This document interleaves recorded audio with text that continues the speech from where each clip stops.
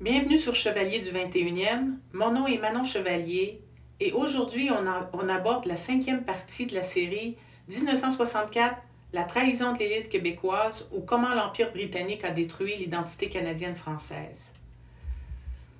Voyons d'abord notre schéma récapitulatif. Donc dans la partie 1, on a vu l'identité du Québec, c'était quoi avant et après les réformes. L'Empire britannique dans la partie 2. La partie 3 a été consacrée à la franc-maçonnerie et aussi à l'infiltration maçonnique au sein des États pontificaux et à Vatican II. Dans la partie 4, on a commencé à voir le déroulement des événements à un niveau local au Québec et c'est ce qu'on va continuer dans la partie 5. La partie 5 s'appelle « La guerre contre Duplessis » et le segment 5A, « L'encerclement ». Donc l'encerclement, c'est le mot juste pour décrire ce qui s'est passé entre 1938 et 1956. Pendant que Duplessis défendait l'autonomie du Québec, ses ennemis préparaient méthodiquement le terrain. Ils construisaient les outils qui allaient servir à détruire ce qu'ils protégeaient. En 1938, Georges-Henri Lévesque, comme on l'a vu dans la partie 4, fonde l'École des sciences sociales à l'Université Laval. On en a parlé, c'est la pépinière idéologique, l'endroit où seront formés les futurs agents du changement. Et l'année suivante, la guerre éclate. Ottawa en profite pour exiger les pleins pouvoirs, de nouveau, les pouvoirs fiscaux.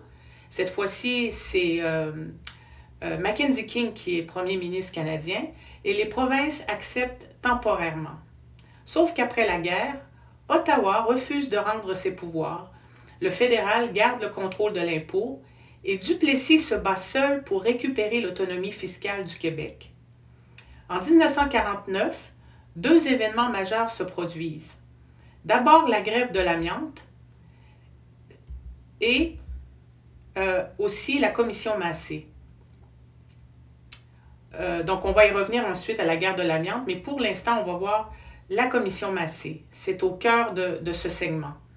Donc la commission royale d'enquête sur les arts, les lettres et les sciences au Canada a eu lieu entre 1949 et 1951 et son nom l'indique, elle était présidée par Vincent Massé, un impérialiste britannique convaincu, comme on l'a vu tout à l'heure. Et parmi les commissaires, regardez bien cette photo, Georges-Henri Lévesque, le même qui a fondé la pépinière de Laval, un Québécois, un prêtre, qui siège aux côtés des centralisateurs fédéraux. Le mandat officiel, c'était très joli, c'était évaluer l'état de la culture au Canada, renforcer l'identité canadienne face à l'influence américaine, et ça sonnait bien noble. Cependant, derrière ce beau discours se cachait un agenda bien différent. L'objectif réel, créer des leviers pour que le fédéral étende son contrôle sur l'éducation et la culture, des domaines de compétences provinciales, centraliser le pouvoir à Ottawa, diluer l'identité du Québec catholique français. C'est la méthode fabienne. On avance à pas feutrés, on avance avec une peau de mouton, alors qu'au fond, on est un loup. Donc, ça a été quoi l'issue de cette commission qui a eu lieu sur plusieurs mois? La première recommandation, c'était le financement fédéral direct des universités. L'éducation était de compétence provinciale, et la commission recommande que le fédéral subventionne directement les universités, 50 cents par habitant. Ça a l'air de rien, mais c'est le pied dans la porte. Deuxième recommandation, création du Conseil des arts du Canada, un organisme national pour subventionner les arts, le patronage culturel centralisé à Ottawa. Troisième recommandation, création d'un réseau national de télévision. C'est de là que vient Radio-Canada, télévision, en 1952. Donc, un acteur étatique majeur dans les médias contrôlés par Ottawa. Et le quatrième, création de la Bibliothèque nationale, encore une centralisation, cette fois du patrimoine documentaire. Et cinquième recommandation, un lien direct avec l'UNESCO, le nouveau Conseil des arts devait servir de commission nationale pour l'UNESCO, la politique culturelle canadienne intégrée désormais aux structures internationales. C'est le début du mondialisme au niveau culturel. Donc, financement des universités, patronage culturel, télévision nationale, patrimoine documentaire intégration internationale. Tout passe désormais par Ottawa, l'encerclement est complet. On débute maintenant le segment 5B, les trois Judas. C'est le nom que j'ai donné à trois des hommes qui ont incarné la trahison du Québec de l'intérieur. Mais d'abord, voyons qu'est-ce qui est arrivé en 1949, un événement qui va tout changer, la grève de l'amiante. C'est là, dans la petite ville d'Asbestos, que les trois futurs colons ou les trois Judas vont se rencontrer. Et c'est là qu'ils vont forger leur alliance, une alliance qui va durer plus de 30 ans et transformer le Québec à jamais. Février 1949, Asbestos dans les cantons de l'Est, le Québec produit 85% de l'amiante mondiale. 5000 mineurs déclenchent une grève. Officiellement, ils veulent une augmentation de 15 cents de l'heure et des mesures contre la poussière d'amiante qui détruit leurs poumons. Mais Jean Marchand, qu'on voit à l'écran, est le meneur syndical et lui a un autre objectif.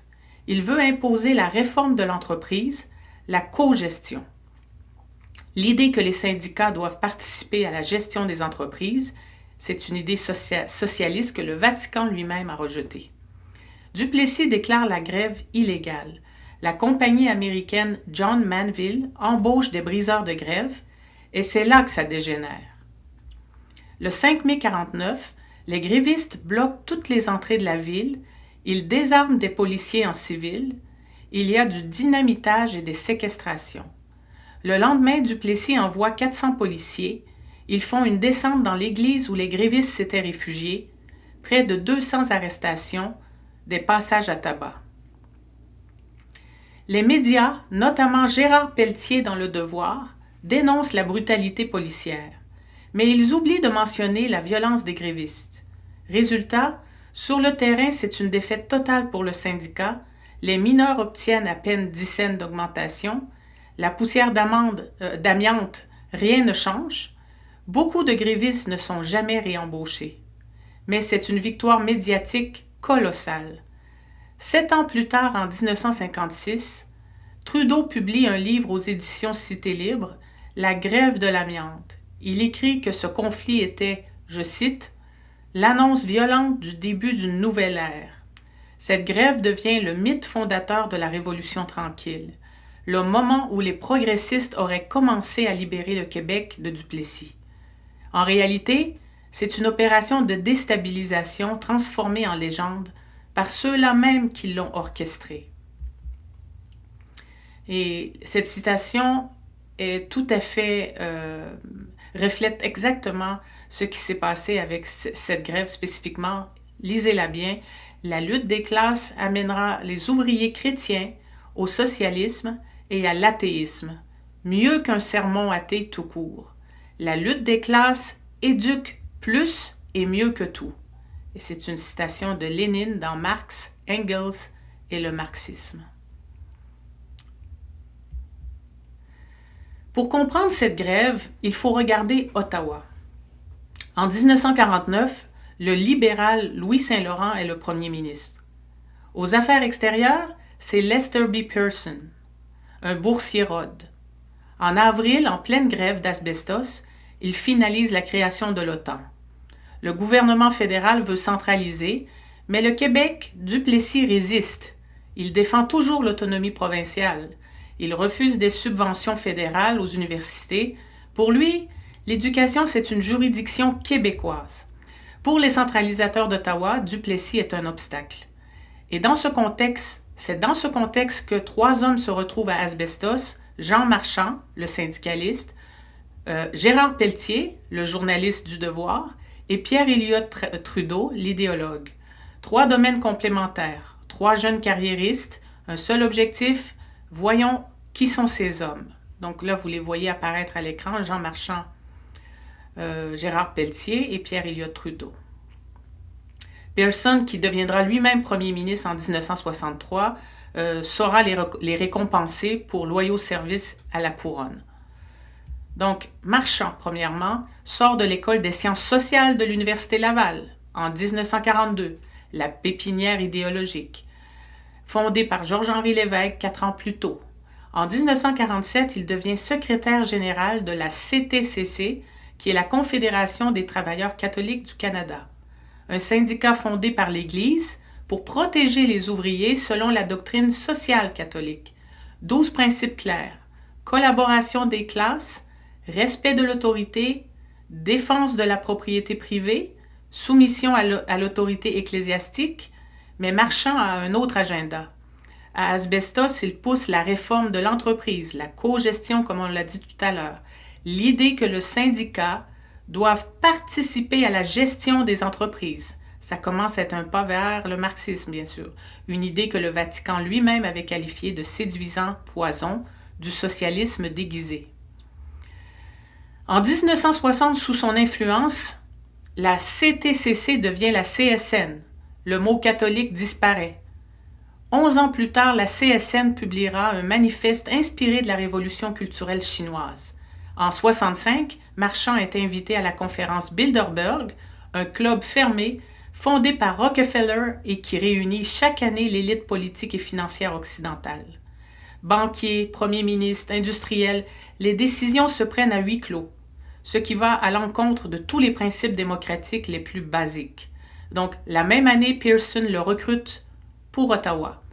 Entre 65 et 83, il occupera 6 sièges de ministre, 6, et sera nommé président du Sénat. Ça paye la trahison au Québec, n'est-ce pas?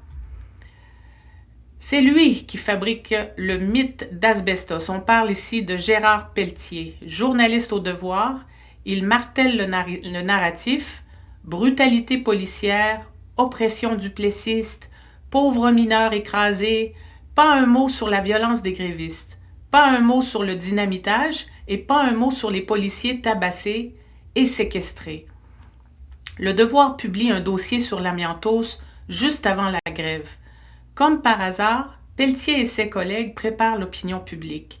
Quand la grève éclate, le narratif est déjà en place et ce n'est que le début. Après Le Devoir, il prend le contrôle du journal de la CTCC, puis il cofonde Cité Libre avec Trudeau, la revue qui crache sur l'Église et sur Duplessis. Chroniqueur à Radio-Canada, scénariste à l'ONF et en 61, rédacteur en chef de la presse. Et tous ces noms reviennent constamment, vous verrez, Cité Libre, l'ONF, la presse, un seul homme, toutes les tribunes qui comptent. Recruté par Pearson, lui aussi, il devient ministre sous Trudeau, secrétaire d'État pendant la crise d'octobre. Il applique les mesures de guerre, puis ministre des Communications. Il contrôle officiellement ce qu'il contrôlait déjà officieusement. Ambassadeur en France, ambassadeur à l'ONU, et en 1985, président du CORIM, le Council on Foreign Relations, version Montréal. Et oui, le CFR a ses bureaux à Montréal. Réalisez-vous qu'en fin de carrière, il est à la tête de l'organisation la plus proche des intérêts de l'Empire britannique, en plein cœur de Montréal. Pelletier aura été un traître à son peuple, à sa culture, du début à la fin. On passe maintenant à Pierre Elliott Trudeau. Fils de millionnaire, formé chez les Jésuites à Brébeuf, il n'est pas du peuple. Il est allé à Harvard en 1944 et tombe sous l'influence de William Yandell Elliott, conseiller de 6 présidents américains, mentor de Kissinger, un connecteur entre la Round Table britannique et le CFR américain. À Paris, Trudeau étudie il étudie à Paris en 1947 à Sciences Po, puis à Londres à la London School of Economics, l'école Fabienne, fondée par la Fabian Society elle-même. Donc son professeur à la LSE, c'est Harold Laski, membre de l'exécutif de la Fabian Society, de la Société Fabienne, l'homme qui a formé Nehru, notamment, l'architecte du socialisme gradualiste. Trudeau part du Québec catholique et nationaliste et il revient socialiste, fédéraliste et hostile au nationalisme québécois. La conversion est complète. De retour au Canada, un autre mentor latent, c'est F.R. Scott, qui est un boursier Rhodes, cofondateur de la LSR qu'on a vu plus tôt, donc la Société Fabienne au Canada, et cofondateur du CCF. l'homme qui combat Duplessis et sa loi du cadenas depuis des années. Scott prend Trudeau sous son aile immédiatement. Avec Pelletier, il lance Cité libre, la revue qui crache sur l'Église, sur Duplessis et sur tout ce qui fait le Québec traditionnel. 7 ans plus tard, il publie La grève de l'amiante. C'est lui qui transforme cette grève ratée en mythe fondateur. Il écrit que ce conflit était, je cite, « l'annonce violente du début d'une nouvelle ère ». L'histoire est réécrite par lui et en 1963, il cofonde la Ligue des droits de l'homme, une arme juridique contre l'État-nation québécois. En 1968, il devient premier ministre. 2 ans plus tard, les mesures de guerre, l'armée canadienne dans les rues de Montréal. Et en 82, le coup final, le rapatriement de la Constitution sans le consentement du Québec. Sa charte des droits impose les droits individuels contre les droits collectifs. Le piège juridique qui neutralise le Québec pour toujours. Entre-temps, il participe au Bilderberg à 3 reprises, en 71, en 83 et en 85. L'agent Fabien, qui a détruit le Québec traditionnel de l'intérieur, mission accomplie. Donc, résumons. 3 hommes se rencontrent à Asbestos en 1949, Marchand le syndicaliste qui va déconfessionnaliser les syndicats catholiques, Pelletier le journaliste qui va façonner l'opinion et Trudeau l'intellectuel qui va fournir l'idéologie antinationaliste. En 1965, Lester Pearson les recrute au Parti libéral, tous les 3. Vous voyez des images de 65 à l'écran. Et il va les récompenser. La récompense qu'ils attendaient pour avoir servi l'Empire, pour avoir trahi leurs compatriotes et compromettre l'autonomie du Québec, on les appellera les 3 colombes. Ils se connaissaient depuis plus de 15 ans. Passons au segment 5C, la guerre médiatique. Pour détruire un homme, il ne suffit pas d'avoir des agents sur le terrain, il faut contrôler ce que les gens pensent de lui. Et pour ça, il faut contrôler les médias. Dans ce segment, on va voir comment ils ont bâti leur machine de propagande et les mensonges qu'elle a répandus. Donc, 1950, 3 armes sont mises en place. Cité libre, la revue intellectuelle de Pierre Elliott Trudeau, Le Devoir, le quotidien de l'élite, et Radio-Canada, la télévision nationale. 3 outils complémentaires, les idées pour les intellectuels, la légitimité pour la classe moyenne et la télévision pour les masses. L'encerclement est complet. Cité libre, fondée en 1950, officiellement pour défendre la liberté contre le tyran, Duplessis, et en réalité c'est le laboratoire idéologique de la destruction. Profondément influencé par la revue Esprit et le personnalisme d'Emmanuel Mounier, cette influence présentée comme humaniste sert à importer un antinationalisme radical qui rejette les spécificités historiques du Québec. Trudeau y déverse le fabianisme qu'il a absorbé à la London School of Economics, Pelletier y ajoute sa plume.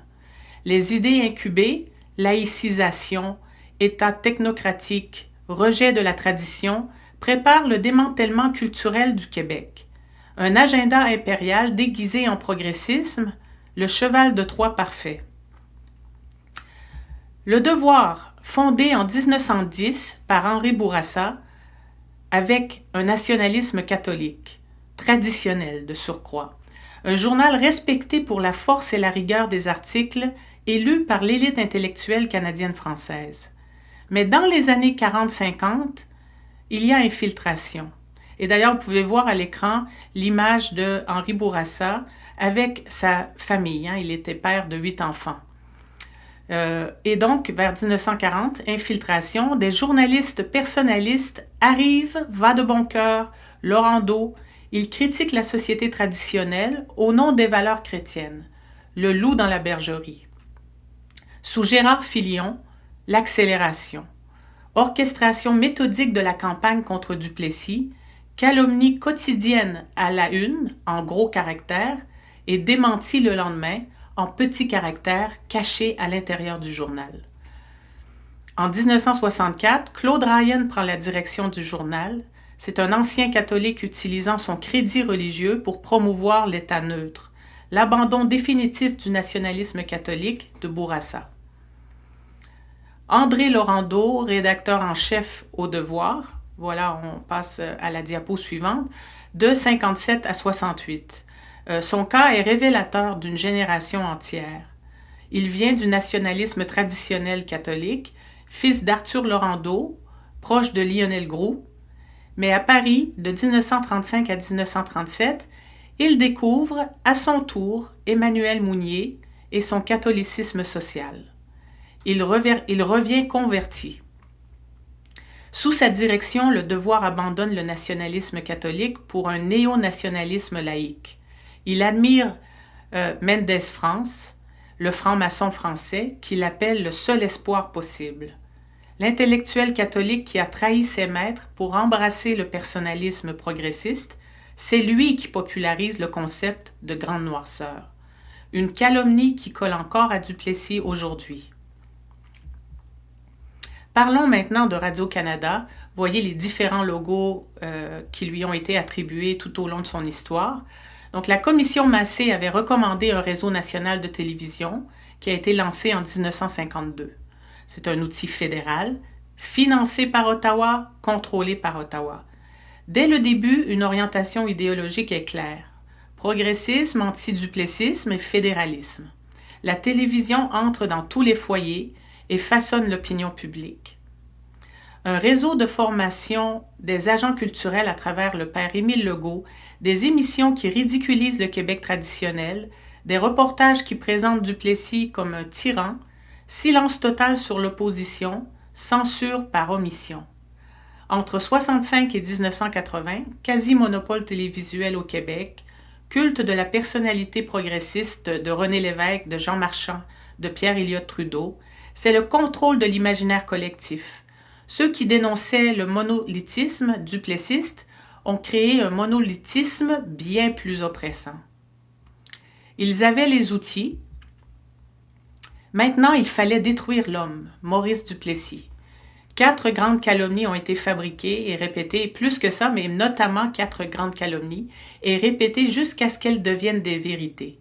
Des mensonges qu'on propage encore aujourd'hui, regardons-les une par une.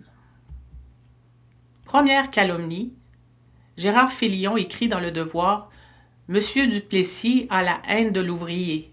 On vous montre asbestos la police contre les grévistes. » Mais la réalité, c'est que Duplessis a fait adopter la législation ouvrière la plus complète de l'histoire du Québec.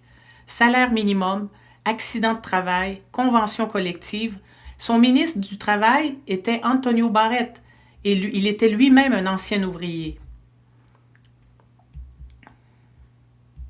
Deuxième calomnie, Duplessis poursuit sa guerre contre Ottawa. C'est le titre du Devoir, pour faire passer Duplessis pour un belliciste. La réalité, Duplessis défendait simplement l'autonomie provinciale garantie par la Constitution. Il demandait au fédéral de respecter les compétences du Québec, de renoncer à l'impôt sur les successions qui appartenaient aux provinces. Mais le choix des mots n'était pas anodin et l'objectif était de diaboliser Duplessis aux yeux de la population québécoise. Observez leur technique. Fausses nouvelles quotidiennes à la une, toujours, c'est ce qu'ils faisaient. Et pour ne pas être pris en flagrant délit de mensonge, il faisait des démentis dès le lendemain en petits caractères dans une page cachée du journal. C'est de la manipulation. Donc, calomnie numéro 3, on parle de la corruption et clientélisme duplessiste. On veut nous faire passer Duplessis pour un homme corrompu. C'est ce que répétait Le Devoir et Cité libre. Et soyons clairs, toute corruption est condamnable. Mais mettons les choses en perspective. La commission Salvas, créée pour enquêter contre Duplessis, révèle un coût du favoritisme de 1,5 million de dollars sur 5 années, soit 300 000 dollars par année sur un budget d'environ 500 millions de dollars. 0,06%. Et ce n'était pas du vol, parce que l'argent était dépensé pour construire, pas pour mettre dans sa poche. Oui, Duplessis donnait des contrats à ses amis, dans certains cas, mais ses amis, c'étaient des gens de confiance et il les payait pour un travail accompli, des entrepreneurs qui livraient la marchandise. Les routes étaient vraiment construites, les écoles étaient vraiment bâties Et surtout, Duplessis était mort pauvre, c'est-à-dire pas de fortune personnelle, pas de compte en Suisse. Il n'a jamais utilisé son pouvoir pour s'enrichir. Ça, les médias ne le disent jamais. Et si on compare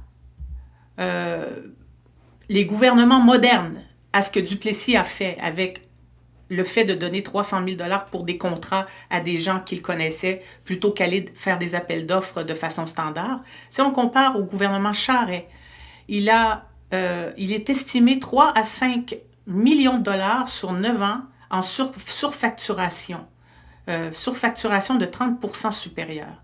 Il y a des liens avec la mafia. François Legault, 1 à 2 milliards de contrats sans appel d'offres. Philippe Couillard, 500 millions à 1 milliard. Mais c'est Duplessis qu'on accuse de corruption avec ses 0,06% contre leurs milliards. Alors que eux, c'était clairement de l'argent de corruption. Lui, c'était de l'argent réellement dépensé dans l'intérêt des Québécois, mais donner des contrats plutôt à des amis plutôt que d'aller en appel d'offres standard. Mais il n'y a rien à comparer entre les deux. Quatrième calomnie, Duplessis a empêché la modernisation économique. Alors, la réalité est tout autre. Le Québec était sans dette sous Duplessis. Croissance économique continue. L'électrification a quintuplé sous Duplessis. Il a défendu l'autonomie provinciale de façon acharnée, ce qui dérangeait Ottawa. Cinquième calomnie, Duplessis est responsable du sort des orphelins de Duplessis. On a donné le nom des orphelins Duplessis, ce scandale dont on parle encore aujourd'hui. On a associé son nom à cette situation. Le nom même suggère qu'il est le grand coupable. Pourtant, cette situation des orphelins commence sous Adélard Godbout, le premier ministre qui l'a précédé, et se poursuit jusqu'en 1964, donc 5 ans après sa mort, sous le gouvernement Lesage. Et de quoi parle-t-on exactement? Des enfants sains d'esprit auraient été placés dans des hôpitaux psychiatriques plutôt que dans des orphelinats. On parle aussi d'abus physiques et sexuels, des accusations graves. Mais en 1992, une enquête criminelle examine des plaintes et résultat, aucune accusation portée. Alors, qui est responsable et de quoi? En 1948, il faut savoir qu'Ottawa crée des subventions plus élevées pour les lits psychiatriques que pour les orphelinats. C'est là que naît l'incitatif pervers, et pour classer un enfant comme déficient mental, il fallait la signature d'un médecin, pas d'une religieuse. Quand on lit l'ouvrage de l'historienne Micheline Dumont, on comprend que l'objectif était surtout de discréditer Duplessis et l'Église, et que le timing n'est pas un hasard. Entre-temps, on a sali la mémoire de milliers de religieuses qui ont donné leur vie pour ces enfants. Posez-vous des questions. Et sincèrement, j'y reviendrai certainement dans une autre vidéo où on pourrait étudier le rôle des individus que je vous montre à l'écran présentement. Parce qu'il y aurait matière à faire une enquête journalistique très poussée sur les dessous de l'affaire des orphelins de Duplessis.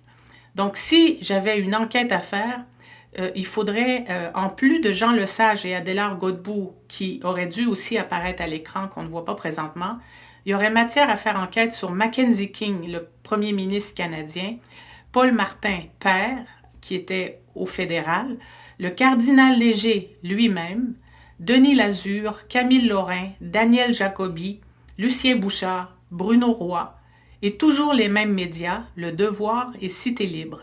Ce sujet à lui seul mérite qu'on y accorde suffisamment de temps.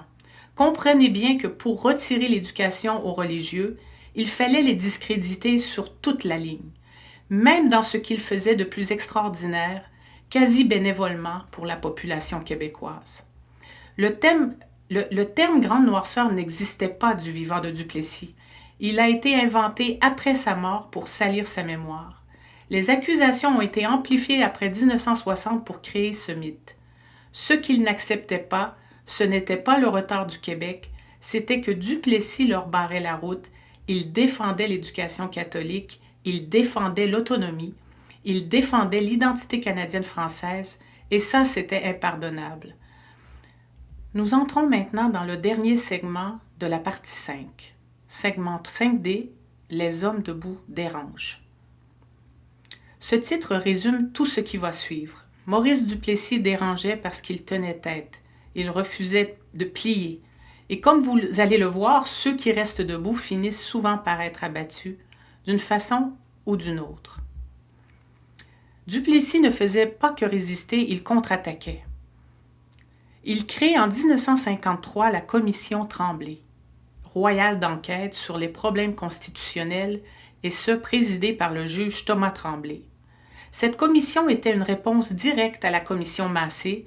Là où Massé voulait centraliser le pouvoir à Ottawa, Tremblay défendait l'autonomie provinciale et le caractère distinct du Québec. L'objectif était très concret. Récupérer l'impôt sur le revenu. Pendant la guerre, Adélard Godbout avait cédé temporairement ce pouvoir à Ottawa. Après la guerre, le fédéral a refusé de le rendre. Donc, on était incapable de bien fournir monétairement notre système d'éducation. Donc, Duplessis était coincé. Il avait besoin d'un levier pour forcer Ottawa à négocier. Les audiences publiques ont duré 8 mois, plus de 250 mémoires, et ont révélé un appui massif à l'autonomie provinciale. Fort de ce mouvement d'opinion, Duplessis passe à l'action. En février 1954, avant même le dépôt du rapport final, il crée l'impôt provincial sur le revenu. Un geste unilatéral audacieux, l'historien Gérard Bergeron parlera d'un presque coup d'État constitutionnel. Ottawa a dû plier. En janvier 1955, Saint-Laurent accepte un compromis. Duplessis a gagné. L'impôt provincial existe, c'est grâce à lui que vous remplissez 2 déclarations de revenus aujourd'hui. Le rapport final est déposé en février 1956.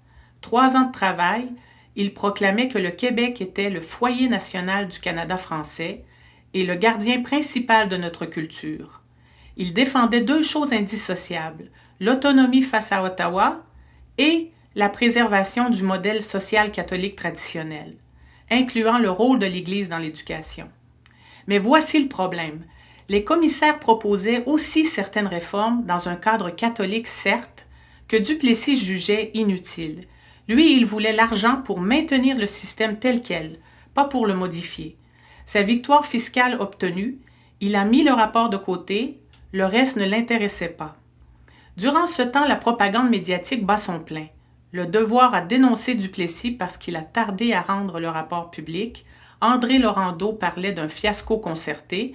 Et pourtant, ironie cruelle de l'histoire, les libéraux ont ensuite récupéré le volet autonomiste du rapport, les revendications face à Ottawa, tout en rejetant complètement sa vision sociale catholique. Ils ont pris l'arme de Duplessis pour détruire ce qu'ils voulaient protéger. L'autonomie que Tremblay voulait utiliser pour préserver notre identité catholique et française, Lesage et Gérin-Lajoie l'ont utilisée pour la démanteler. On critique Duplessis, puis on détourne son travail contre lui. Tout à fait classique. Regardez cette chronologie qui continue ici. Le 28 octobre 1958, Jean XXIII devient pape. Dès janvier 1959, il annonce la tenue du Concile Vatican II. Ce concile allait transformer l'Église catholique de fond en comble et avec elle, le Québec tout entier.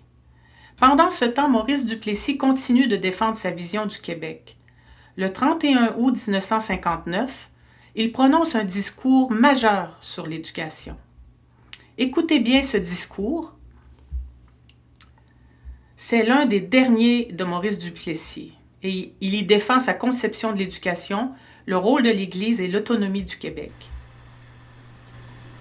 Monseigneur, il me fait plaisir comme premier ministre de la province, comme citoyen, et je suis sûr de représenter l'opinion de tout le monde ici, de remercier notre clergé, le clergé du diocèse, pour le rôle indispensable qu'il a joué dans tous les paliers d'enseignement et particulièrement dans le domaine de l'enseignement agricole.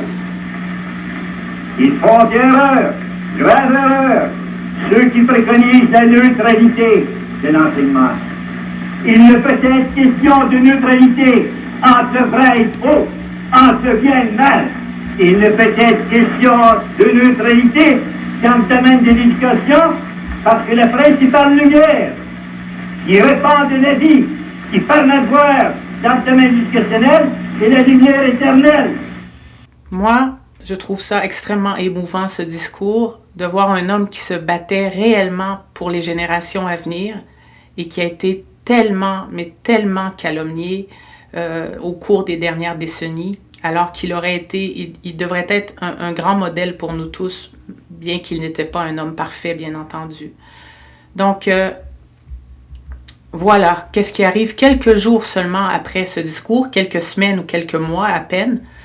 Donc, le 7 septembre 1959, Maurice Duplessis meurt à Shefferville, dans le nord québécois, qu'il avait tant contribué à développer. Il était en visite officielle pour inaugurer de nouveaux projets miniers. Une série d'hémorragies cérébrales l'a emporté en quelques jours. Il avait 69 ans. La une de la Gazette annonce « Death comes to Duplessis after series of seizures ». Avec lui disparaît le dernier rempart contre les forces qui voulaient transformer le Québec. Tout ce qu'il avait construit, tout ce qu'il avait défendu pendant des décennies allait maintenant être exposé sans défense. L'histoire du Québec était sur le point de basculer. Maintenant, regardons les faits, pas la propagande, les faits. Duplessis a dit non à Ottawa. Il refusait que l'argent des Québécois fasse le tour par Ottawa pour revenir dans nos poches vidées de moitié. Il a créé l'impôt provincial sur le revenu en 1954, une victoire fiscale majeure. Il visait l'excellence, pas la médiocrité. Ses collèges classiques formaient des médecins et des avocats de calibre mondial. Ces écoles de métiers étaient si réputées que des Allemands venaient y étudier. L'électrification rurale a quintuplé sous son gouvernement. Il disait « L'Union nationale apporte le soleil dans les campagnes ». Et c'était vrai. Et surtout, il a laissé l'État québécois sans dette, zéro dette, comparé avec aujourd'hui. Duplessis travaillait avec l'Église, pas par bigoterie, mais parce qu'il comprenait que notre civilisation reposait sur elle. Son approche était améliorer ce qui marche, pas tout casser pour recommencer à zéro. C'était un bâtisseur, pas un démolisseur. Il croyait qu'un homme de foi rendait compte à plus grand que lui et qu'un athée ne rendait compte qu'à lui-même. Verdict, Duplessis n'était pas parfait, mais c'était un homme debout. Il a défendu le Québec quand personne d'autre n'osait. C'est pour ça qu'on l'a sali après sa mort. Les hommes debout dérangent ceux qui rampent. Mais tout n'était pas perdu. Paul Sauvé succède à Duplessis, il partage sa vision, son attachement à l'autonomie du Québec. C'est un héros de guerre. Il a commandé les fusiliers de Mont-Royal pendant le débarquement de Normandie. Un homme de caractère, respecté de tous. Son mot d'ordre, désormais. Il promet la modernisation dans la continuité, pas la rupture. Avec Sauvé, le Québec avait encore un homme capable de dire non. Le 2 janvier 1960, moins de 4 mois après la mort de Duplessis, Paul Sauvé meurt subitement. Il meurt d'une crise cardiaque, il avait 52 ans. 2 premiers ministres morts en 4 mois, 2 hommes qui auraient pu maintenir le cap, disparus. Maintenant, il n'y a plus personne pour dire non à Ottawa, le Québec est réellement sans défense. Je vous montre les images des funérailles de Paul Sauvé pour vous montrer l'ampleur de la perte que ça représente.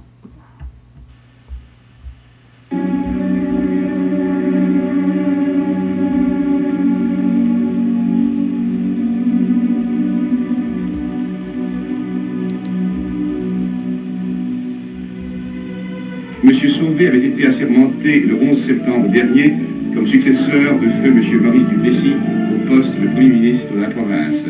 Il avait été choisi leader de l'Union nationale la veille par les principaux représentants de son parti. C'est le lieutenant-gouverneur de la province qui a présidé la cérémonie d'assermentation à laquelle assistaient tous ses anciens collègues dont il devenait le chef.